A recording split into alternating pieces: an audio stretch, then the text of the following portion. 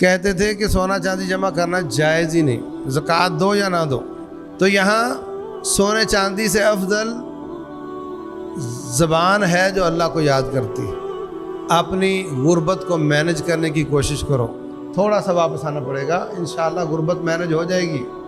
اور شوہر کے نیکیاں کرنے میں بیوی کا فائدہ ہوتا ہے۔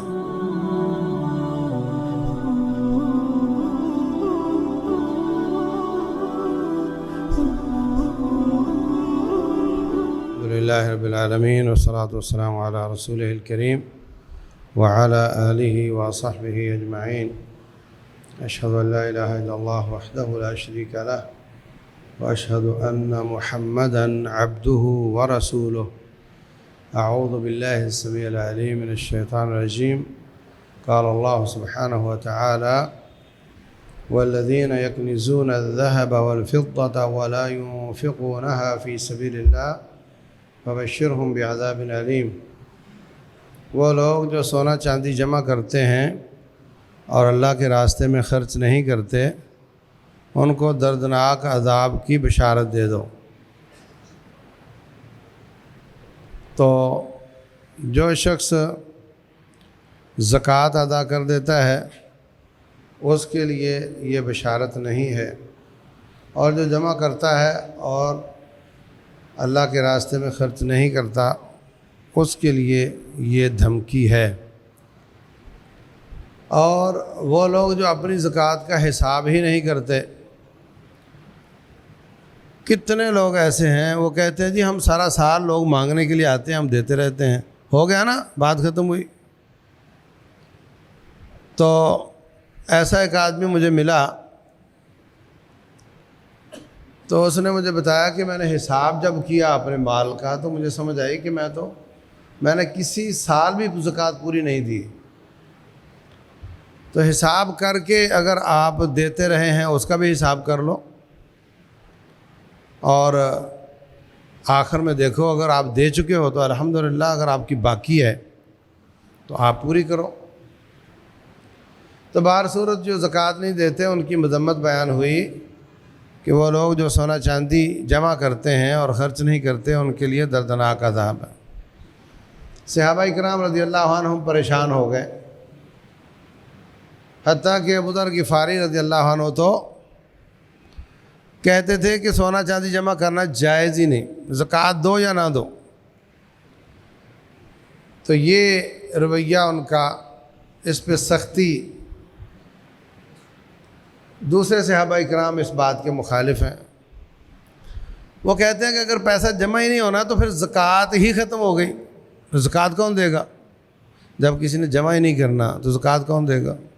اس کا مطلب زکوٰۃ ہے ہی نہیں۔ زکوٰۃ تب ہی ہے کہ جمع ہوگا تو زکوٰۃ ہوگی نا۔ تو اس آیت سے صحابہ کرام بہت زیادہ ڈر گئے تھے۔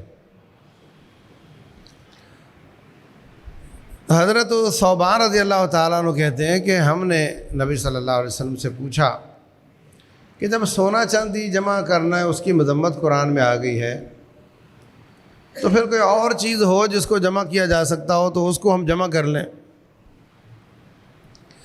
تو رسول اللہ صلی اللہ علیہ وسلم فرماتے ہیں ہاں، افضل ہو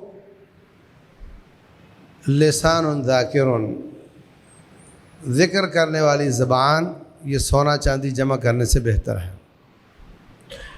سبحان اللہ، تین چیزیں بیان کی جو سونا چاندی سے بہتر ہیں۔ ایک لسان ذاکر، ذکر کرنے والی زبان۔ میں نے پہلے آپ کو حدیث بیان کی تھی کہ رسول اللہ صلی اللہ علیہ وسلم فرماتے ہیں میں آپ کو کوئی ایسا عمل نہ بتا دوں جو اللہ کے نزدیک بہت ہی پسندیدہ ہے، میں کوئی ایسا کام نہ بتا دوں جو سونا چاندی رب کے راستے میں خرچ کرنے سے افضل ہے، میں کوئی ایسا کام نہ بتا دوں جو اس بات سے بھی افضل ہے کہ تم دشمن کی گردنیں کاٹو اور وہ تمہاری گردنیں کاٹے۔ صحابہ کرام حیران ہیں کہ یہ کیا کام ہو سکتا ہے جو ہر چیز سے افضل ہے۔ تو فرمایا ذکر اللہ تعالی، اللہ تبارک و تعالیٰ کا ذکر، اور اس کی میں نے 3 قسمیں بھی آپ کو بتائی تھی۔ تو یہاں سونے چاندی سے افضل زبان ہے جو اللہ کو یاد کرتی. بیٹھے ہیں آپ، کان آپ کے نیکی کما رہے ہیں، زبان آپ کی نیکی نہیں کما رہی، اس کو بھی لگاؤ. بیٹھے ہیں، فارغ بیٹھے ہیں، سبحان اللہ پڑھو، الحمدللہ پڑھو، استغفر اللہ پڑھو، لا الہ الا اللہ پڑھو، لا حول ولا قوت الا باللہ پڑھو. تو یہ زبان سونا چاندی کے جمع کرنے سے زیادہ افضل ہے. نمبر 2، قلب شاکر، شکر کرنے والا دل. اس وقت ہمارے جو حالات ہیں، جو بجلی کے بل آ رہے ہیں، تقریباً سب کا صبر چھلک گیا ہے، سب کے صبر کا پیمانہ چھلک گیا ہے، اور ہر زبان پہ حکمرانوں کی شکایت ہے.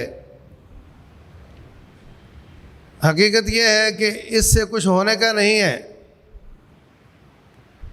دل شکر گزار بناؤ، اپنی غربت کو مینج کرنے کی کوشش کرو. تھوڑا پیچھے چلے جاؤ.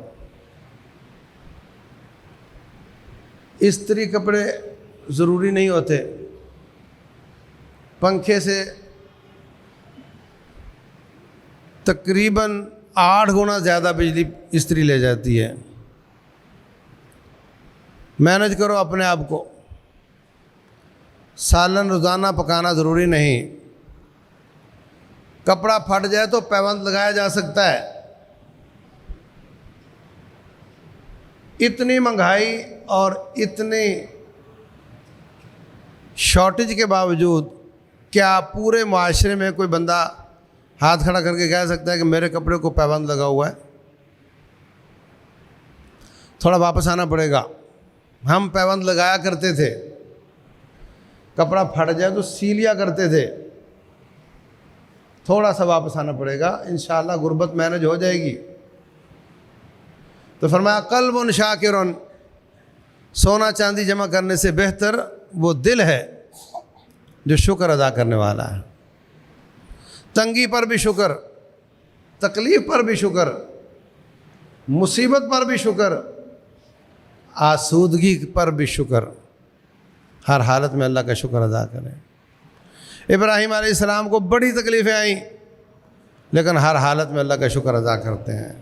اللہ فرماتا ہے شاکرا لانعمہ، وہ اللہ کی نعمتوں پر شکر ادا کرنے والے ہیں.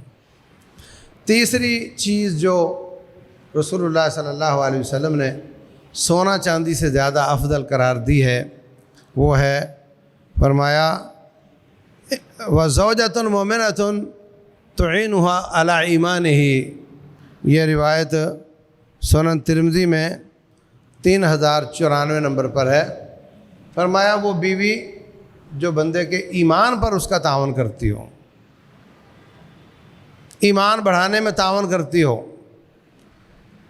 ذاتی لالچ، میرے یہ نخرے، میرے یہ مطالبے، آپ کہاں گئے، آپ لیٹ کیوں آئے، اس کی بجائے وہ چاہتی ہے کہ یہ نیکیاں کرے، زیادہ زیادہ نیکیاں کرے.